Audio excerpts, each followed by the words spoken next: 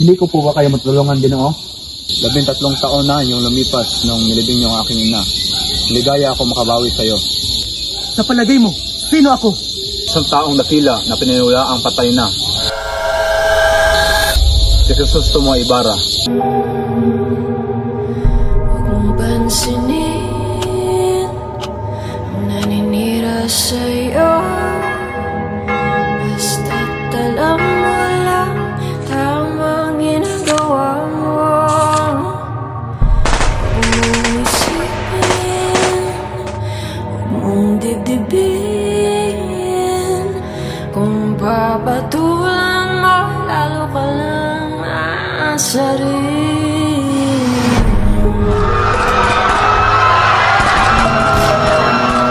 Kabataan ng pag-asa ng bayan. Si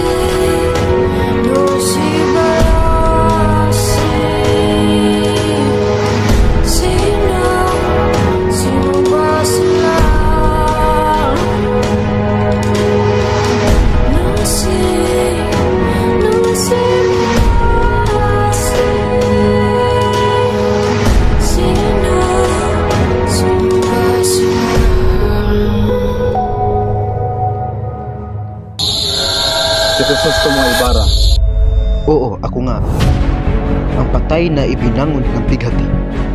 Ang dating nanalig sa reforma, ngayon nanalig sa revolusyon.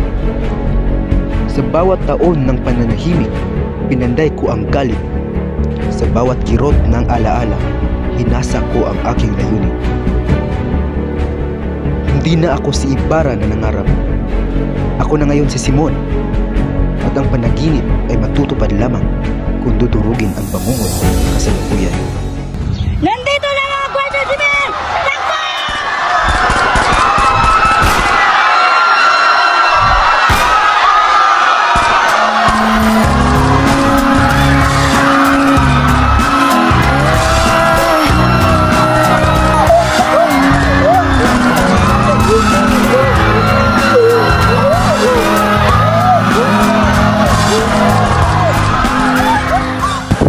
Kayong mga kabataan, kayong pinagkaitan ng boses, pinagbuyatan ang pag-aaral, ipinangakong may kinabukasan.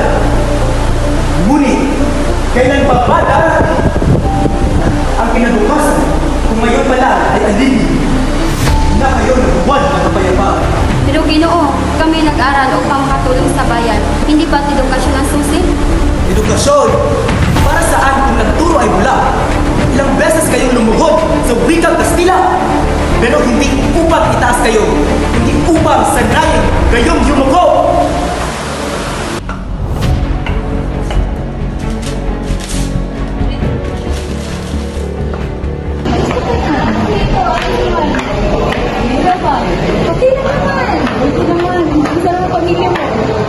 Walang iiyak! May kautusan na arestuhin si Basilio at ang kanyang mga kasama. Ano nalaman ko? May ebidensyang nagpapakita na kayo ang naglagay ng mga liham na nagsasaad ng pagbabanta ng mga puno sa universidad. Hindi totoo yan! Hindi nga namin alam tungkol sa liham na yan! Wala kami kinalaman dyan! Bakit ang dali niyo kung siya? Tahimik! Sumama na kayo sa amin! May investigasyon kayo dapat na narapin! Hindi ako makapaniwala na aabutin sa ganito. Para lang sa kasinungalingan, hindi na natin ginawa. Ang sabi ng ama ko, may inaayos na lang abogado. Lalabas na kami pamaya. Ano? Paano naman ako? Kasi Diyos, kasi ng ama. Ginagawa rin naman namin ang mga kayo na pinagpatuloy ito. Mercado Fernandez, lumabas na kayo. May nagbayad na ng piyansa niyo. Mula ka sa akin? Ikaw, Basilio, dito ka pa. Wala pang dumadating para sa'yo. Basilio, nawalingan ka namin, ama. Ang bilis ka naman pakalabas ng pinilo niyo. Hindi pa ito ang wakas, Basilio.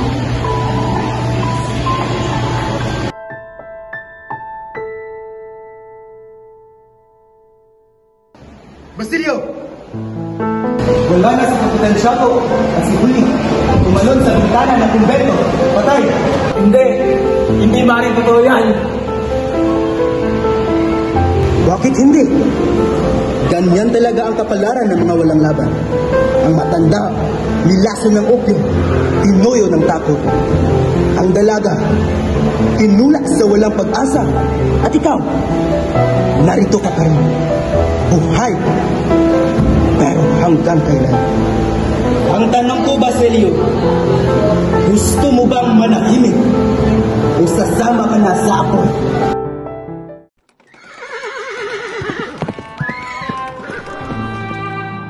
Alam mo ba, kakasal na ang anak ni Don Timoteo at pamangkin ni Doña Victorina. Si Juanito at si Paulita? Akala ko ba si Isagani at Paulita? Kamusta na ba si Isagani ngayon?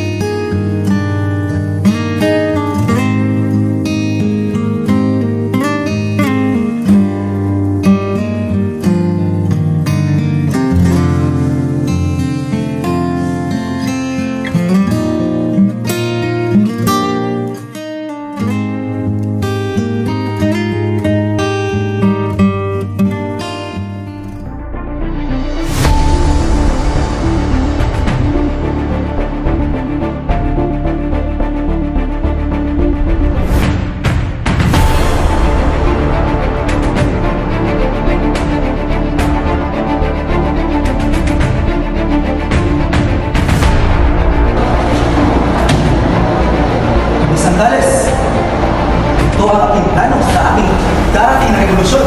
May magaganap na malaking biging sa mansyon ni Don Timoteo. Kapag may marinig ka na pagsabog, ito'y iyong bigyan para lusubin ang Kapitolyo. Ito ba'y iyong naiumihan, Matang Lawin? Nandito na si Doña Victorina!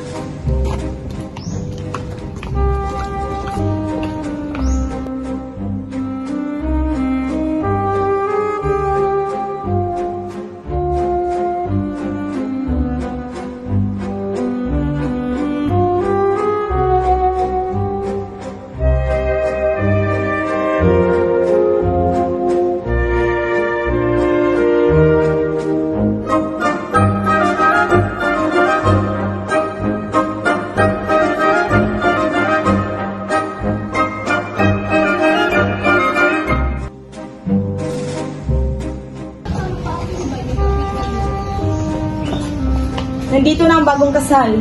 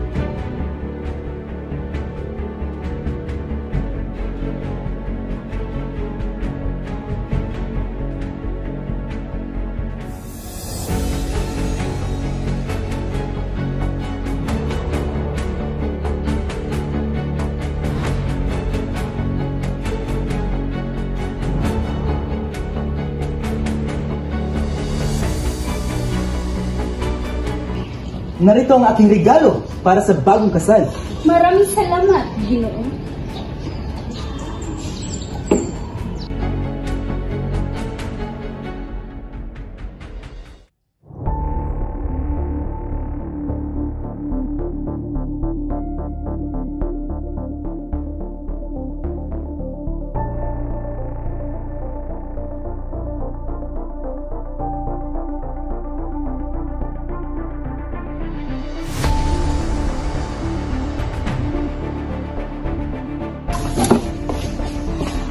Magnanakaw!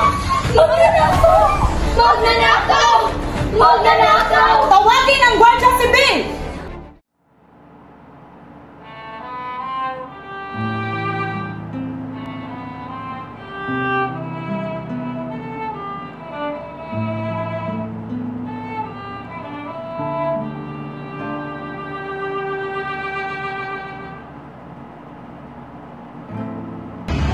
Simon, nandito na ang mga gwardiya sa bed.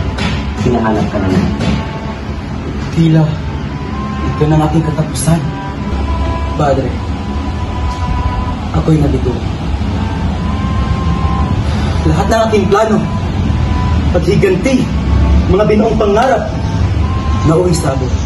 Sa tingin mo'y isang mga laka lang ako. Isang lalaking may ginto at impluwensya. Pero sa ilalim ng katauhan ni Simon, naroon si Crisostong Ibarra, ang dating nananalig sa Diyos, sa kabutihan, sa edukasyon, sa mapayapang pagbabago.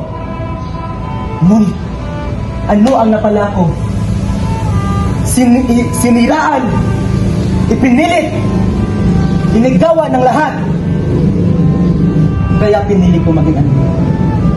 Pinili ko maging kasangkapan ng kasamaan para sirain ang kasamaan.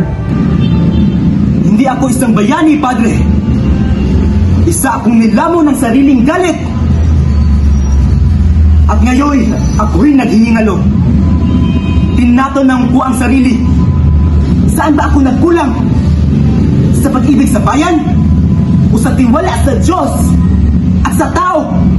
Kung tunay ngang may katubusan ang pagdurusa, kung tunay ngang may saysay ang sakripisyo, naisin mo na sana ang aking pagkatalo ay maging binhi ng pag-asa.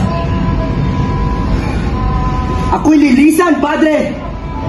Ngunit naway sa pagbagsak ng Simon, may tumindig na higit na matuloy. Higit na dalisay at higit na makatao! Simon, hindi mo malakamit ang layunin. Ang sakit at kabigo ay hindi mawawala ng walang saysay. Ang tunay na kalayaan ay hindi nagmula sa ginto o dakas, kundi sa puso at pananampalataya, sa dangal at sa pag-ibig sa kapwa. Ililibing ko ang kayamanan mo upang hindi na ito maging tukso. Magpahinga ka na at naway tanggapin ka ng Diyos at nakikita ng laman ng puso, hindi ng pagkakamali.